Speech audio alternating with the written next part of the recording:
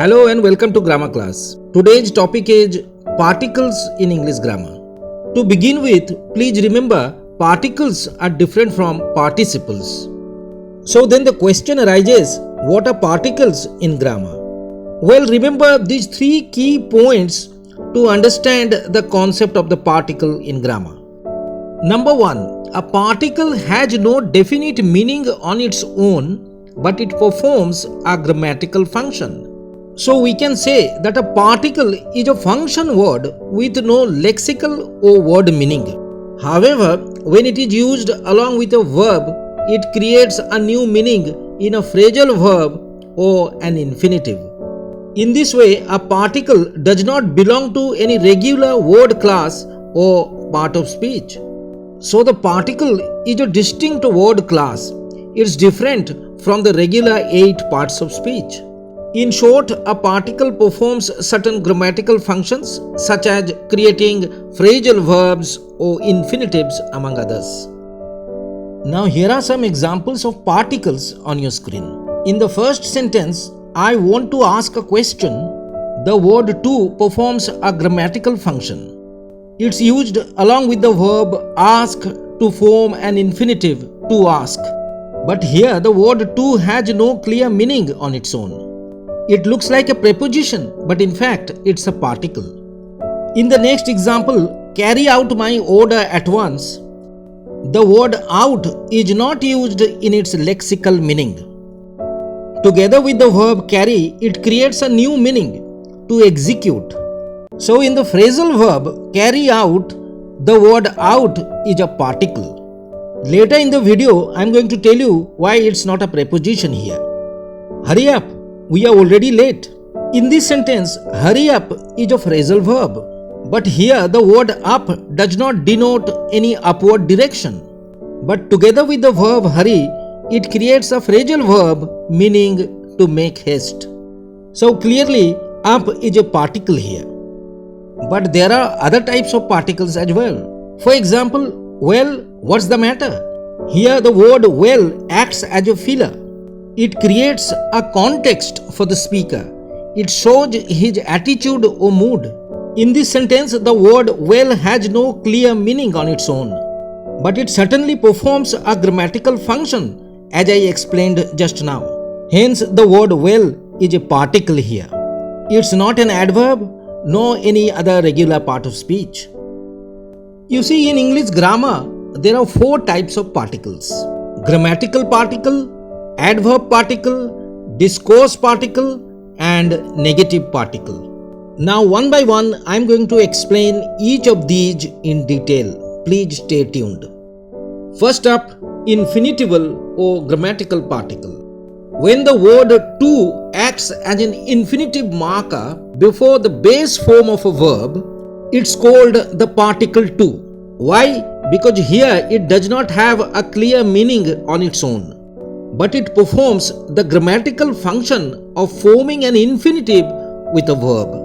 For example, she requested me to help her. In this sentence, to is a grammatical particle because along with the verb help, it creates the infinitive to help. Likewise, in the sentence, to swim is a good exercise, to swim is an infinitive consisting of the grammatical particle to and the verb swim. In this way, to is a grammatical or infinitival particle when it acts as an infinitive marker. Well, up next is the adverb particle.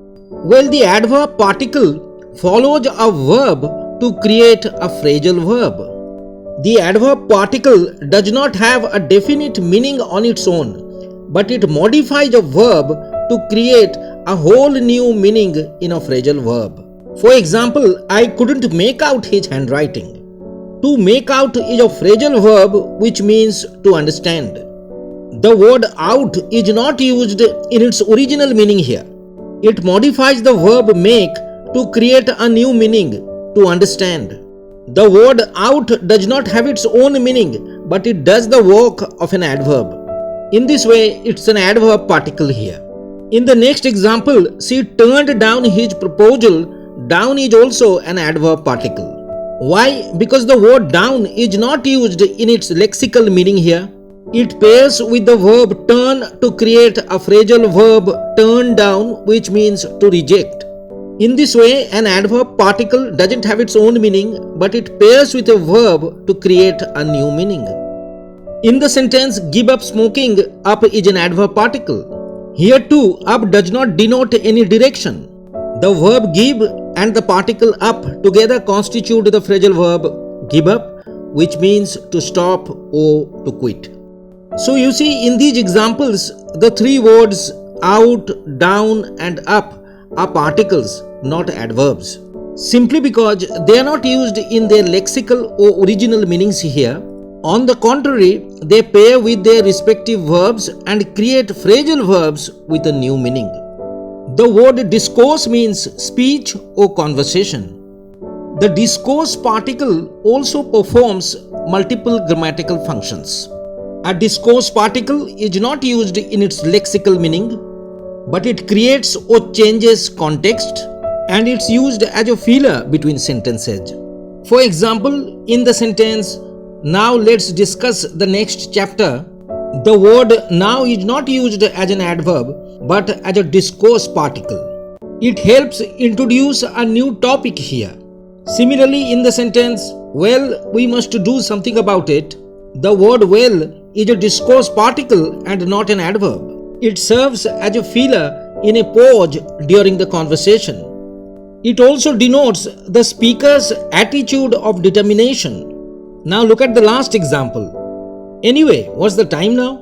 In this sentence, the word anyway is used to change a topic. Here it does not have any semantic or lexical meaning, but it serves a grammatical purpose.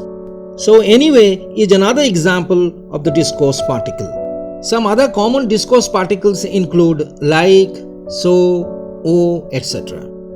When the word not is used after an auxiliary or a linking verb, it acts as a negative marker.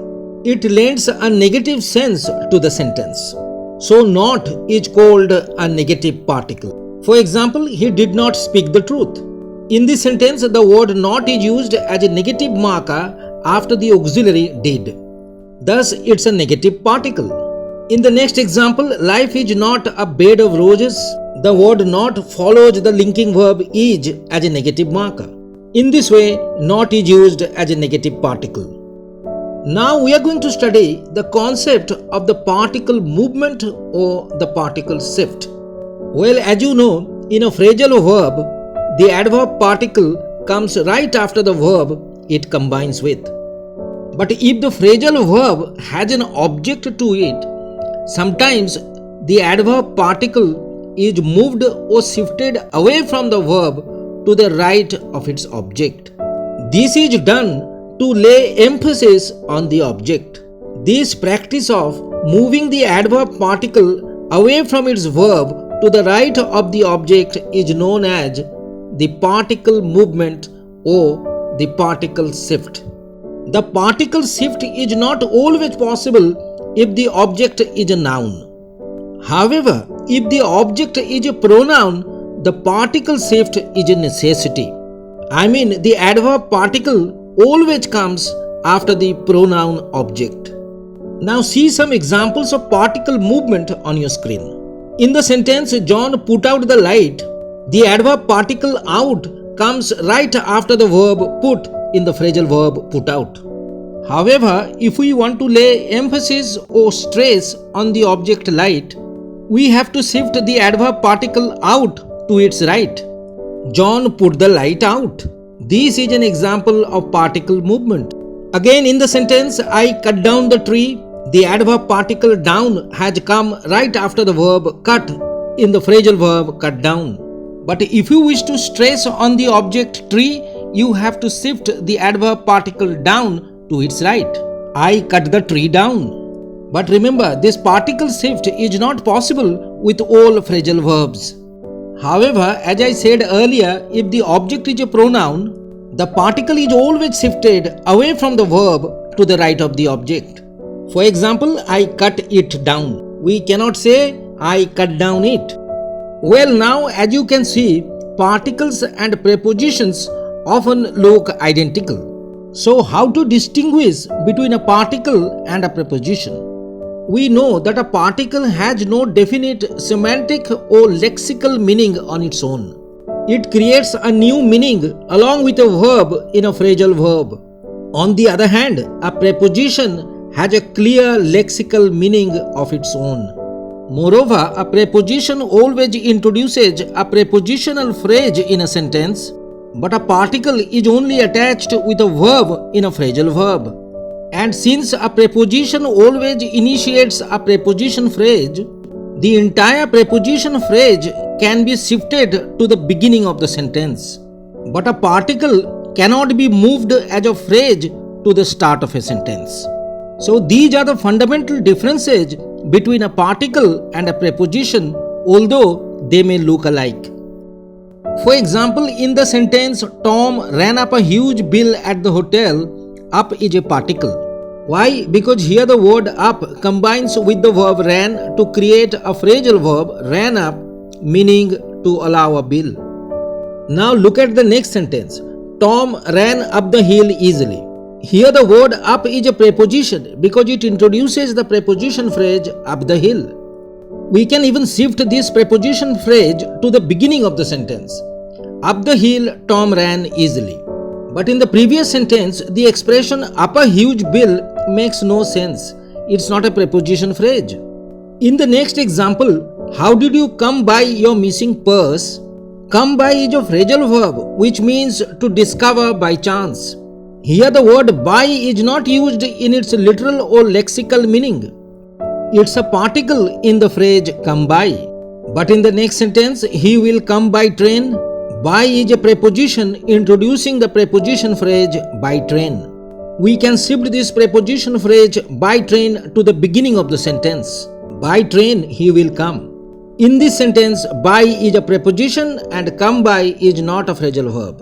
In the previous sentence, the expression by your missing purse makes no sense, nor can it be moved to the beginning of the sentence.